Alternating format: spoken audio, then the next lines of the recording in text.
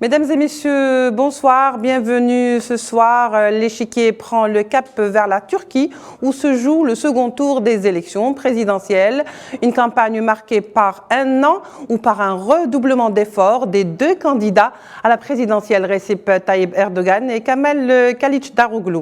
Les deux candidats conscients du dernier virage d'une longue campagne électorale ont employé ou déployé tous leurs atouts et n'ont épargné aucun moyen pour séduire leur électorat et espérer par là obtenir un maximum de voix.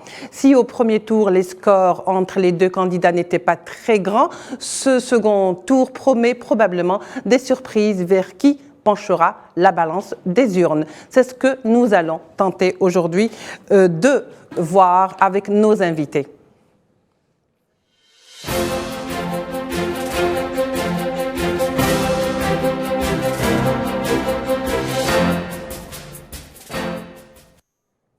Alors pour en parler, nous accueillons avec beaucoup de plaisir Monsieur Gamal Abina, expert en questions internationales. Il est avec nous par Skype depuis Paris. Gamal, bonsoir. Merci d'avoir accepté notre invitation. Bonsoir et merci pour l'invitation. Merci à vous. Nous allons également tenter d'avoir Monsieur Rafah Tabib qui sera avec nous dans quelques instants. Rafah Tabib qui est professeur universitaire spécialiste de la Libye, mais également des questions internationales. Mesdames et messieurs, donc on va commencer directement dans le vif du sujet. Un second tour, Gamal Abina, très chaud. Les candidats ont déployé tous les moyens lors de cette campagne pour séduire leur électorat. L'on sent que c'est réellement le dernier tour de la vérité. Oui, tout à fait. Ils vont fourbir de beaucoup d'arguments, certains qui sont plus ou moins bons, d'autres extrêmement tendancieux, voire racistes. On voit que l'opposition, par exemple, se positionne en disant qu'il faut conduire à la frontière 10 millions de personnes, exagérant le nombre de réfugiés, expliquant que c'est l'immigration qui pose problème, qui est un vrai problème pour la société, la délinquance, la criminalité qui sera en augmentation. Bref, on a vraiment une position de la part de l'opposition qui est de plus en plus radicale, de plus en plus racialisante. Et d'ailleurs, c'est pas étonnant, il se réclame de Mustafa Kemal, qui lui-même était parti sur une base ethnique pour faire de sa Turquie une Turquie homogène, sans avoir trop d'immigrés et certainement pas tolérer autre chose que les jeunes Turcs, donc tolérer autre chose que des Turcs de race. Oui, très bien. Alors, on le disait, le premier tour, les deux candidats étaient plus ou moins réservés, étaient plus ou moins éloquents et évitaient en tous les cas de rentrer. Ils ne se fustigeaient pas les uns les autres et le second tour était un petit peu différent. Donc, les hommes ont déployé toutes leurs cartes, mais le fait nouveau, comme je le disais, lors de ce second tour, est que cette fois-ci, on a vu que les deux programmes, en plus des deux programmes qui ont été présentés, il y avait aussi le fait de s'attaquer les candidats les uns aux autres et Erdogan beaucoup plus. Tout à fait, parce qu'ils considèrent qu'Erdogan a un grand bilan, enfin un lourd bilan pour eux. C'est une réussite économique incontestable, c'est une Turquie qui retrouve sa fierté et sa dignité, c'est une Turquie qui compte sur la scène internationale, qui compte sur la scène régionale, qui était quand même le pays qui a été médiateur par rapport à la crise ukrainienne sur la question du blé. C'est une Turquie qui s'est industrialisée comme jamais, une Turquie qui a été en mesure de s'exporter littéralement en Afrique avec une production industrielle intense, avec un hub aérien qui est la Turkish Airlines. Et c'est une Turquie aussi qui a eu, pendant les 3-4 années qui sont passées, une crise économique majeure. Évidemment, ça a commencé par une monnaie qui était attaquée. Puis par la suite, évidemment, avec la crise du Covid, une accélération de cette crise et une inflation assez importante qui est en recul au demeurant. Mais je suis pas tout à fait d'accord sur l'idée que ça s'est bien passé au premier tour, parce qu'en vérité, les dérapages, on les a observés dans la dernière semaine de campagne, où l'opposition disait Erdogan qui était acheté par les Russes. Ça leur a coûté très cher. Parce qu'Erdogan a très habilement rappelé que quelle dignité avait-il à dire cela, à savoir qu'un chef d'État turc pouvait être acheté par l'étranger, rappelant que même aurait pu être considéré comme acheté par l'OTAN, par les États-Unis, l'Angleterre ou la France, ce qu'il n'a pas dit. Donc il y a eu un vrai problème de ce point de vue-là, et le responsable de l'opposition s'est disqualifié en utilisant des termes outranciers, et surtout en se mettant en dos littéralement la fierté turque par rapport à cette question. Oui, alors Gamal, il faut dire aussi que, bon, premier tour, il y a eu quand même 49% des voix, 52 pour Erdogan, 44,88 pour Kemal Kılıçdaroğlu. Alors, est-ce que ce second tour, on va dire qu'il sera décisif dans le sens où est-ce qu'il va creuser l'écart ou est-ce qu'il va plus ou moins, si vous voulez, le diminuer ou le rétrécir ? Alors, le problème du président Erdogan, c'est qu'il y a le temps qui a joué en sa défaveur, parce qu'il y a quand même l'usure du pouvoir. Il a gardé une grande popularité malgré tout, quoi qu'il en coûte, puisqu'il a quand même raflé la majorité écrasante des sièges dans le Parlement, plus de 330 voix. Donc c'est quand même considérable, ce qui veut dire qu'il a déjà le Parlement avec lui. Puis surtout, il est arrivé premier alors que tout le monde le donnait perdant. Un mois avant l'élection, il avait 10 points de retard, et au moment où on passe à l'élection aux choses sérieuses, la population turque se mobilise. Il a même fait une mobilisation d'1 700 000 personnes, c'est pas rien. Mais ce qui est inquiétant dans ce second tour, c'est pas le fait qu'Erdogan gagne. Il n'y a quasiment aucune chance qu'il ne gagne pas maintenant, puisque son adversaire n'a pas de réserve de voix et que Erdogan a bénéficié d'un report de voix. Puis surtout, il était très en retard par rapport à Erdogan. 44 points, c'est 6 points de retard. Pour rattraper ce retard entre deux tours, en n'ayant pas fait grand-chose, si ce n'est des critiques très racistes, on peut parler de racisme là, et d'ultranationalisme, il y a un concours d'ultranationalisme en Turquie qui est inquiétant. Côté Erdogan, c'est des ultranationalistes, nationalistes turcs, mais pas forcément racistes, le MHP. Mais de l'autre côté, on a quand même eu des propos racistes de la part du responsable, Kamel Oglu, qui a autorisé quand même des propos extrêmement graves vis-à-vis de l'immigration. Donc là, vraiment, on est dans un discours extrêmement clivant. Et il y a une chose qui est certaine, c'est qu'il n'a pas de report de voix potentiel, donc il aura des difficultés à rattraper un retard considérable de 6 points tout de même, que je vous le disais. Oui, très bien, Gamal. Alors, je vous propose d'abord de faire un petit break avec nos envoyés spéciaux en Turquie, Kherdin Batash et Sofiane Baroudi, qui sont tous les deux à Istanbul, à des côtés complètement différents les uns des autres. Alors, Kherdin Batash, bonsoir. Bonsoir Leïla. Alors, c'est un petit peu le silence électoral. J'imagine que toutes les pancartes ont été enlevées, que toutes les campagnes se sont arrêtées. Alors, dites-nous, vous qui êtes donc à Istanbul et que le premier tour avait créé un petit peu la surprise, parce que de toute façon, les Istanbuliotes avaient la majorité ou ont voté beaucoup plus pour Kemal. Alors, est-ce que vous sentez ce même engouement aujourd'hui ? Oui, Leïla, alors silence électoral, mais pas qu'un petit peu, mais c'est à un niveau officiel, vous le savez, de la campagne. Ici, dans la ville d'Istanbul, on parle élection jusqu'à des heures tardives, ici à Istanbul. Alors oui, la campagne a repris dès les premières heures de l'annonce des résultats du premier tour, notamment chez le camp Erdogan, parce que le président Erdogan et candidats se sentaient peut-être investis d'une mission, c'était de rattraper le retard de 2 points ici à Istanbul. On rappelle qu'il a perdu l'un de ses principaux fiefs ici à Istanbul, donc au profit de Kemal Kılıçdaroğlu, avec un écart quand même assez important qui est de 2%. Et donc il a jeté tout son poids dans la bataille électorale ici dans la campagne, pour essayer d'abord de consolider son camp avec l'aide de l'autre parti qui fait partie de sa coalition, le MHP, donc qui a eu pour mission un peu de mobilisé autour de l'électorat d'Erdogan. Il a bénéficié, comme l'un de vos invités l'a rappelé, d'un report de voix assez conséquent et qui devrait pouvoir faire la différence, peut-être demain dans les urnes de Sinan Ogan, le 3e candidat. Donc tous les éléments sont réunis, peut-être ici à Istanbul, pour assister à un renversement peut-être de la vapeur du côté du résultat final, même si les partisans donc de Kemal Kılıçdaroğlu, sa coalition, mais également le CHP ont été très actifs également ici à Istanbul pour essayer de mobiliser, d'essayer d'avoir peut-être de bénéficier d'une petite réserve de voix chez les abstentionnistes. Absolument. Malheureusement, les abstentionnistes se comptent sur le bout du doigt ici à Istanbul, car la participation a été très forte. Je terminerai juste par ça. Alors on a été justement du côté du QG de campagne ici dans le quartier El Fateh, l'un des fiefs de l'électorat d'Erdogan ici à Istanbul, pour demander un peu des nouvelles, des sondages. Alors on nous a répondu donc avec une certaine quand même confiance que le président Erdogan et candidat allait remporter peut-être demain les élections, d'après leur sondage, à hauteur de 55%, donc 5% de voix plus que le résultat du premier tour. Très bien, Khero. Alors, Sofiane Baroudi, bonsoir. Bonsoir, Leïla. Toujours d'Istanbul. Alors, dites-nous comment s'est déroulée votre journée dans une campagne apparemment très foisonnante, surtout par rapport aux partisans de Kemal Kılıçdaroğlu.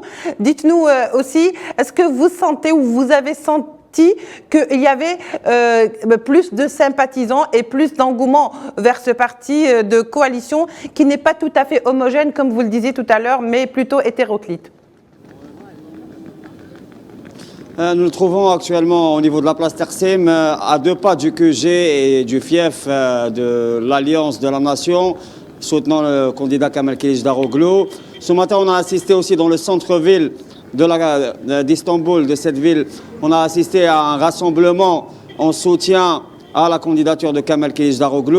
On va dire que pendant la dernière ligne droite, la table des 6, la coalition de la nation, a essayé de mettre tout son poids dans une tentative de convaincre l'électorat de la nécessité de créer un barrage, parce qu'il s'agit vraiment d'une campagne qui est centrée sur le refus d'un nouveau mandat du président sortant, Recep Tayyip Erdogan, plutôt que sur vraiment une proposition programmatique claire, vu qu'il s'agit d'une coalition très hétéroclite, combinant des expressions de gauche écologiste à des expressions de droite radicale et aussi à des expressions conservatrices. Donc il s'agit aujourd'hui d'essayer de mobiliser l'électorat, on va dire récalcitrant ou alors hésitant, notamment ici à Istanbul, une ville qui est contrôlée par le CHP à travers la figure du maire, M.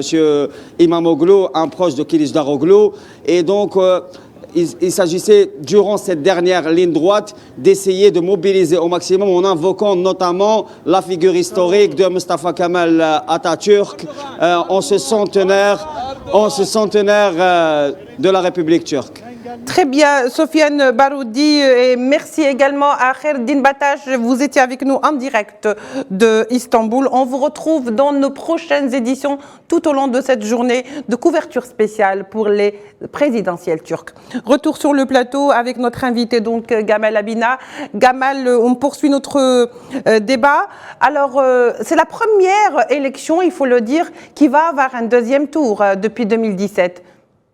Tout à fait. À chaque fois qu'Erdogan se présentait, c'était toujours un plébiscite parce que ses résultats étaient là, parce que pendant 10 ans, il a développé de façon extraordinaire l'économie turque, parce qu'il a su imposer une dignité à la Turquie, le retour des fiertés de la valeur de la Turquie à savoir islamique, un petit peu cette espèce de prestige de l'Empire ottoman dont il essaie de valoriser les différents aspects, la reprise effectivement comme mosquée de Sainte-Sophie, qu'il a consacré à nouveau comme mosquée où on peut faire la prière, une économie florissante pendant des années, puis depuis 2016, depuis la tentative d'assassinat, effectivement, il y a des attaques sur sa monnaie, il y a une dégradation de l'économie qui est liée évidemment à la pandémie, mais en plus de cela, à l'inflation et à surenchérissement du prix du pétrole. Donc Erdogan, effectivement, se base sur un bilan qui est relativement positif, mais qui a, pour certains Turcs, été plus ou moins mal perçu, le recul de cette réussite, surtout la classe moyenne. Ensuite, de l'autre côté, son opposant, lui, a joué la carte du nationalisme de type kémaliste, parce que Mustafa Kemal est resté très populaire dans l'inconscient collectif. C'est lui qui a sauvé ce qu'on appelait l'homme malade de l'Europe. Il a sauvé la Turquie de la désagrégation. Et il a joué aussi la carte du religieux, de la minorité religieuse. Il se dit Alevi, 25 millions d'Alevis en Turquie quand même, donc il a joué cette carte-là. Il a joué la carte aussi des Kurdes, mais ça n'a pas fonctionné en réalité parce que les Turcs votent surtout pour leurs intérêts, pour un bilan. Et à part Istanbul et Ankara qui sont tombés au moins de l'opposition, et c'est justement les villes très importantes, particulièrement Istanbul, où un quart des électeurs se trouvent concentrés là-bas, c'est les raisons pour lesquelles on en parle beaucoup. Puis à part ces deux villes, la Turquie reste fondamentalement pro-Erdogan. Donc aujourd'hui, il y a un enjeu. Effectivement, il a dû disputer un second tour parce qu'il a été mis en difficulté à la suite des problèmes économiques. Mais l'Europe et le reste de l'Occident a imaginé la chute d'Erdogan dès le premier tour. Ça n'a pas été le cas. Tous les pronostics ont été évidemment démentis par les résultats qui sont parfaitement conformes aux normes démocratiques. Et aujourd'hui, Erdogan dispute normalement un second tour dans les conditions les plus respectables en matière de droit et de démocratie. Très bien. Alors Gamal, on va dire que Erdogan a présenté son programme alors que Kemal Kılıçdaroğlu, son seul programme pour l'instant bien sûr, et il y a pas mal de points, mais pour l'instant c'est un éventuel retour à un régime parlementaire et le retour bien sûr des réfugiés vers leur pays. Alors la question ou la carte des retours des réfugiés et de l'émigration ont été utilisées par les deux candidats Gamal. Alors le discours n'était pas très clément vis-à-vis de ces deux catégories. Quelle place auront-ils après les élections ou après les urnes ou après justement le verdict de demain? Les deux parties sont d'accord pour que les Syriens, parce que c'est les Syriens dont on parle, dont il s'agit, oui. 1,8 million, Absolument. Le reste, les Afghans, il y a tout un tas d'immigrés comme ça qui ne sont pas vraiment très légion. Mais la population syrienne réfugiée, ce ne sont pas des immigrés ou des brûleurs de frontières. Ce sont vraiment des réfugiés qui ont été reçus par la Turquie. Il faut rappeler tout de même que la Turquie a bénéficié de 6 milliards de dollars d'aide de l'Europe. Pourquoi garder ces réfugiés à ses frontières. Mais aujourd'hui, avec l'accalmie sur le terrain syrien, certainement avec la négociation du départ de la poche d'Idlib, il est probable que M. Erdogan, qui veut absolument le retour des réfugiés chez eux plutôt, négociera cela. La différence entre l'un et l'autre, c'est que dans un cas, il y a une dimension raciste qui est à peine masquée. Je veux dire, l'opposition se positionne réellement de façon très radicale. On a l'impression de voir du Front National. Alors que Erdogan, qui, je le rappelle systématiquement, est marié avec une arabe, ne voit pas la Turquie en termes ethno-racial, mais plutôt en termes islamiques. Un Turc qui naît en Turquie, qu'il soit turc ou qu'il soit étranger, devient turc s'il le veut. Vous achetez un appartement en Turquie, vous devenez turc immédiatement. Donc Erdogan n'a pas cette dimension exclusive et raciste. Par contre, il veut effectivement le retour des réfugiés parce qu'il sait qu'il y a un problème de sécurité aux frontières, il sait qu'il y a un problème effectivement de chômage qui existe en Turquie et que ces réfugiés acceptent des emplois mal payés. Il sait aussi que ça pèse sur l'économie malgré tout, même s'ils ont été aidés. Donc il a l'intention de les faire revenir, mais de façon négociée. C'est la raison pour laquelle il se rapproche des Syriens. Alors que la partie adverse, elle, c'est quasiment un retour manu militari qu'il demande avec vraiment une dimension extrêmement douteuse et raciste parce qu'ils font peser sur le poids de ces pauvres immigrés, ces pauvres réfugiés, tous les maux de la Turquie, alors qu'ils n'y sont évidemment pour rien. Alors, très bien, Kamal, on va peut-être conclure parce qu'il ne reste pas beaucoup de temps. D'abord, on a parlé pour ceux qui ont voté pour Erdogan et ceux qui ont voté pour Kamel. Et on a eu le pourcentage qu'on voulait pour ce premier tour. Quelle place pour les abstentionnistes aujourd'hui? Est-ce que vous pensez que les abstentionnistes, ou s'ils venaient justement à se décider à aller voter, va faire vraiment pencher la balance? Et surtout, quelle place pour les Kurdes? Alors, les Kurdes votent en fonction de leurs intérêts, j'ai déjà dit, et il y a une grande partie des Kurdes qui ont voté pour Erdogan parce qu'ils ont bénéficié effectivement d'abord d'une accalmie sur le terrain de la guerre et des affrontements, parce que Erdogan avait tenté de faire la paix au début de son mandat. Puis surtout, la question qui se pose, c'est pas tellement une question ethnique ou religieuse en Turquie, c'est une question d'avantage et de positionnement par rapport au passif de la Turquie, qui est quand même plus de coups d'État militaire, plus d'instabilité économique malgré tout, même s'il y a des difficultés, une inflation qui commence à être maîtrisée, elle est descendue de 100% à 60%, et puis une relance économique qui est à venir certainement. La seule problématique qui se pose, c'est l'histoire du tremblement de terre qui a fait beaucoup de mal à la campagne d'Erdogan. Par contre, les abstentionnistes n'auront aucun jeu là-dedans parce que, étonnamment, et c'est là où je trouve très amusant de la part de certains donneurs de leçons en Europe en particulier, dont ils ont des records d'abstention à chaque élection, eh bien en Turquie, non seulement l'abstentionnisme était très faible, mais quasiment inexistante. On a eu quasiment 90% de participation, donc la variable d'ajustement, ces fameux 10% de taux incompressibles d'abstentionnistes seront toujours là, ne voteront pas et ne feront pas basculer la balance dans un sens ou dans l'autre. Erdogan a une réserve considérable de voix, il était arrivé au premier tour confortablement, le troisième candidat lui reporte ses voix, donc il est quasiment impossible pour la partie adverse de remporter la mise. Mais c'est vrai qu'on pouvait penser que l'abstention jouerait le jeu, ça ne fonctionne pas comme en Europe, les abstentionnistes sont très peu nombreux en Turquie et ça démontre la vivacité de la démocratie turque puisque tout le monde vote. Alors, en moins de 30 secondes, Gamal Abina, et on va conclure avec vous, bien sûr.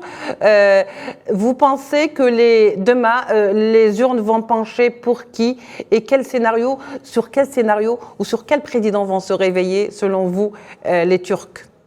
En étant en Europe, on pensait que c'était l'opposition qui l'emporterait dès le premier tour. On s'est rendu compte que c'était totalement faux et c'est même le contraire. Ils avaient 10 points de retard quasiment, 6 points. Donc demain, quand on a 6 points de retard sans rapport de voix, on peut estimer qu'il y aura entre 52 et 55% en faveur d'Erdogan. Son opposant étant très peu charismatique, c'est un élément qu'on n'a pas relevé. Il y a peu de chances de victoire pour lui et surtout il s'est aligné de façon un peu trop évidente du côté occidental, ce que les Turcs ont beaucoup de mal à supporter depuis qu'ils ont été évincés de leur possibilité d'entrer en Europe. Donc sur le ring de la campagne électorale, il restera un seul vainqueur et c'est les urnes qui vont décider et c'est ainsi. Donc messieurs, je vous remercie de nous avoir suivis. Je rappelle qu'était avec nous Gamal Abina depuis Paris par Skype. Il est expert et analyste des questions internationales. Était avec nous également nos envoyés spéciaux sur place à Istanbul en Turquie, Kherdin Batash et Sofiane Baroudi. Merci de nous avoir suivis. Au revoir.